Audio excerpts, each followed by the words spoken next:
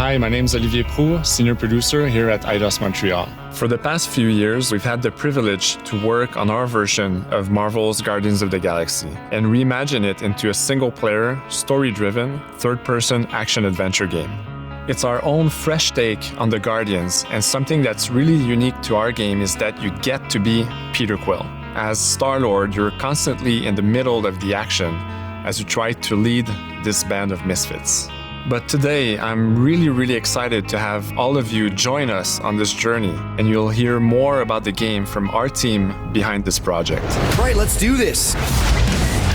I've always loved Marvel's cosmic characters. Growing up as a kid, I read them, enjoyed them, loved them. I had the opportunity to write for Marvel on some of their cosmic titles. I went back with the help of Bill Roseman, the editor, and kind of cherry-picked characters from Marvel's past. The opportunity here was to build a team, but to make it all underdogs, so that the reader would think, oh my gosh, how is this team going to survive?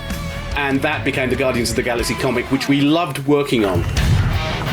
I remember the first time that the Marvel crew came to Montreal, we were showing them the design of the characters, how they would look, and they stayed silent. I don't know if it's a minute, but in my head, it was a minute. I was like, oh my God, like they hate it. We realized how much that Marvel and Eidos Montreal share and have in common, and that we knew the Guardians were in perfect hands. Looking at the samples that Eidos were kind enough to show me, I think he's fantastic and absolutely in the spirit of what these characters are.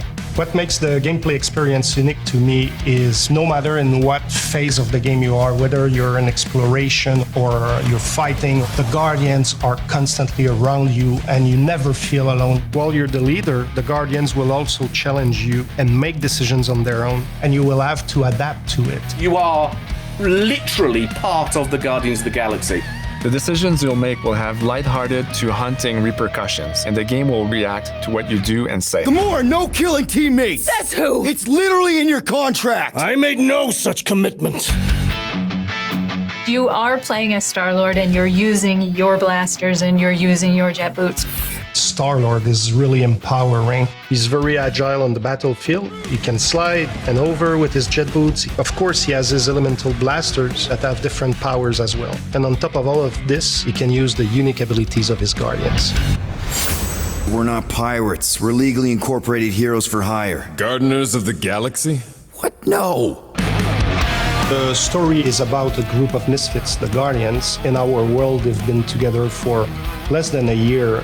They create something on a small scale that looks insignificant. And as they progress through the story, they discover that they created something really big that threatens the galaxy. There are a lot of very interesting villains in the Marvel franchise. And when you're starting to work on a story like this, you get to get your pick of which ones will make the best for this story. That gives us the opportunity to bring in some that are well known, but some that are also not all that well known.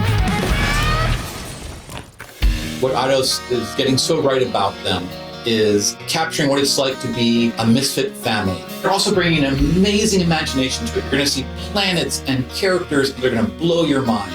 Interpreting it in its own way, I think, makes it feel incredibly fresh and exciting.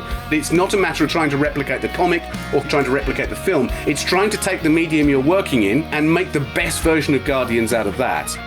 They made it fun. They made it rock and roll. They delivered everything you would want in a Guardians game.